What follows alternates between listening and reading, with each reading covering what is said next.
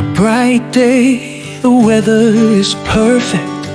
A girl sits under the shade of an empty tree, staring at the ground in her own thoughts. A quiet world in her little heart.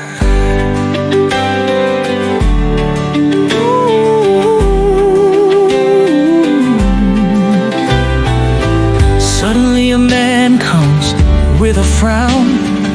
His words are heavy, his gaze is full of evil. He raises his hand, his voice is loud. The girl is afraid, there is a sadness in her heart.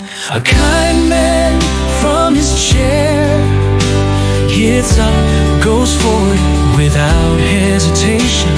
He punches the first strong and straight.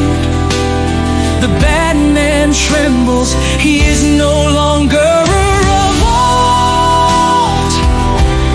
The girl comes down, her tears disappear. A sweet smile sits in her heart. The bad man falls on the ground. His eyes are full of fear, now uncertain.